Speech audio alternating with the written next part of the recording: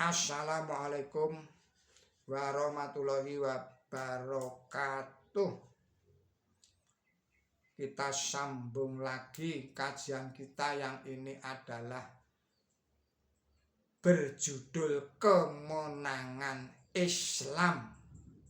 Saudara-saudara para pemirsa Kereweng Aji Channel yang berbahagia, serta kaum muslimin wal muslimat rahimakumullah. Assalamualaikum warahmatullahi wabarakatuh. Ini adalah sebuah kajian yang dikutip dari sebuah kitab berjudul Fatih Islam yang merupakan karya dari Hadrat Mirza Ghulam Ahmad. Saudara-saudara, hidup kembalinya Islam menghendaki pengorbanan kita, yakni mati kita untuk kepentingan Islam, dan kepada mati itulah tergantung hidupnya Islam, hidupnya umat Islam, dan pernyataan kemuliaan Allah Ta'ala Tuhan yang Maha Hidup.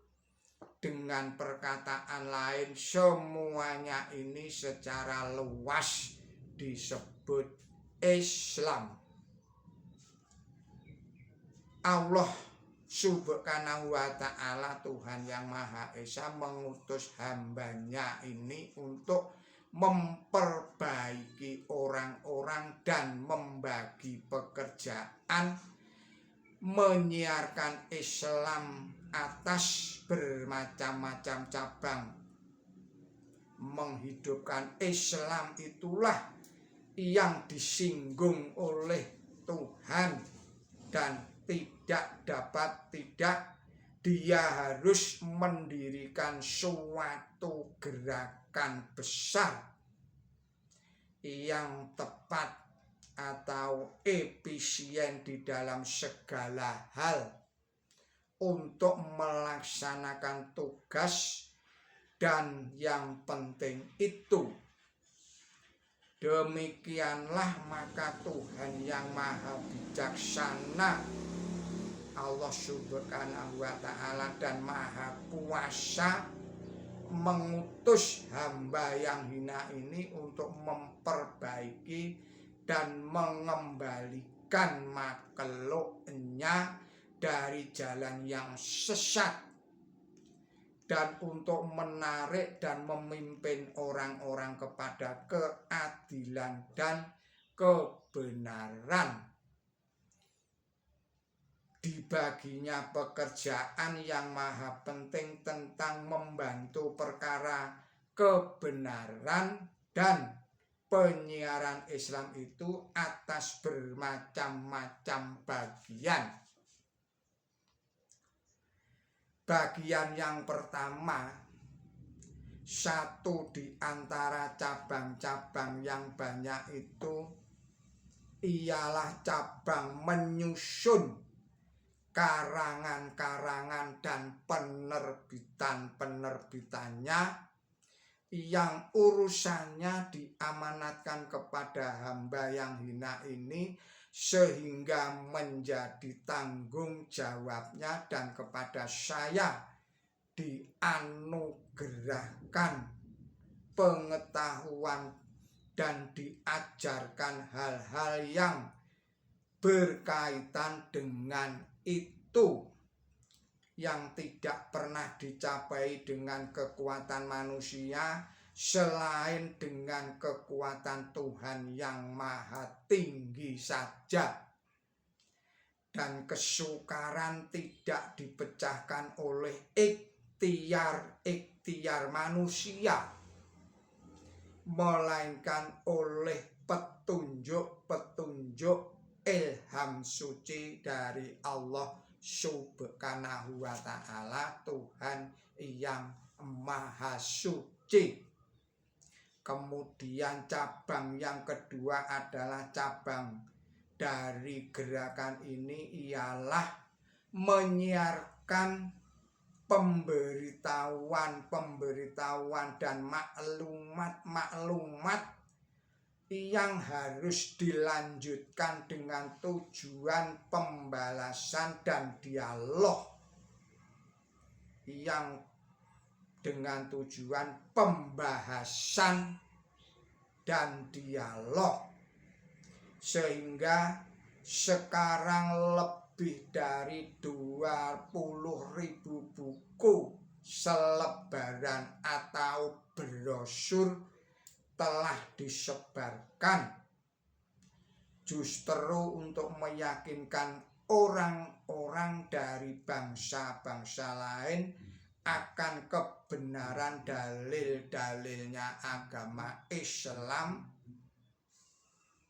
Dan penyiaran brosur-brosur itu akan dilanjutkan seterusnya bila mana diperlukan.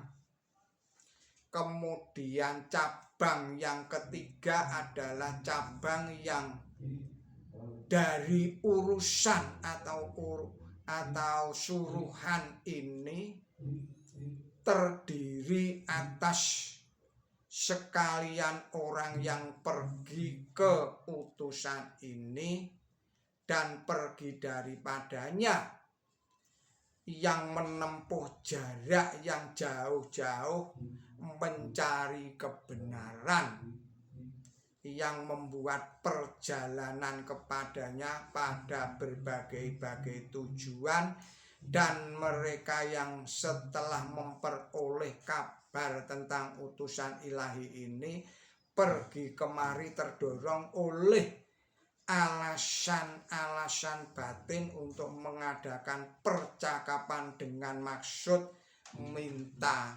keterangan. Cabang ini pun dipelihara dalam keadaan berjalan dengan sempurna, meskipun selama musim-musim tertentu pekerjaan ini dijalankan dengan semangat yang besar, dan pada musim-musim lain dengan kurang giat. Misalnya selama 7 tahun ini biasanya lebih dari 60.000 orang datang sebagai tamu. Sampai di mana jauhnya orang-orang yang ringan kepala di antara mereka itu menarik keuntungan rohani dari ceramah-ceramah yang diucapkan, dan sampai di mana jauhnya kesukaran mereka itu dipecahkan, dan kelemahan mereka dilenyapkan. Hal-hal itu adalah suatu perkara yang terlebih diketahui oleh Allah Subhanahu wa Ta'ala, Tuhan yang Maha Tahu saja. Akan tetapi tidak syak lagi ceramah-ceramah yang lain telah atau yang sedang diucapkan membalas pertanyaan-pertanyaan atau apa saja yang diterangkan dan dibicarakan atas inisiatif kami sendiri dan sesuai dengan keadaan dan kesempatan. Singkatnya, dalam keadaan tertentu cara ini ternyata sangat baik hasilnya, sangat efisien dan berfaedah dalam usaha mempengaruhi orang-orang, karena sangat menimbulkan keseganan atau impresif dan menarik hati mereka. Itulah sebabnya maka sekalian Nabi selalu mengingat cara mengajar ini, dan kecuali wahyu-wahyu Allah Subhanahu wa Ta'ala yang tercatat dan diumumkan dengan jalan khusus, segala perkataan rasul-rasul dalam abad masing-masing diumumkan sebagai pidato-pidato yang diucapkan pada kesempatan yang khusus. Pada umumnya cara sekalian Nabi itu seperti cara seorang pembicara dengan penuh kesadaran akan kebutuhan pada ketika itu. Karena telah mencapai kekuatan rohani, mereka itu mengucapkan pidato-pidato dan amanat-amanat pada saat yang perlu kepada berbagai-bagai jamaah dan perserikatan sesuai dengan kebutuhan dan keadaan pada pendengarnya. Sekali-sekali tidak seperti cara pembicara-pembicara zaman sekarang yang satu-satunya tujuannya ialah menunjukkan kepandaian mereka di dalam hal sastra dengan pidato-pidato mereka, atau menaklukkan orang-orang sederhana dan orang-orang bodoh kepada maksud-maksud dan melihat dengan muslihat mereka dengan logika palsu dan dalil-dalil berputar balik atau berpura-pura dalam, tetapi sebenarnya kosong, dan karenanya membuat orang-orang itu lebih patut dimasukkan ke dalam api neraka daripada mereka sendiri. Saudara-saudara, para pemirsa Kereweng Aji yang berbahagia, kita akhirkan dahulu kajian kali ini. Kita sambung lagi pada video-video yang berikutnya. Mohon maaf atas segala kesalahan dan kekilapan saya di dalam menyampaikan risalah ini. Billahi taufik wal hidayah.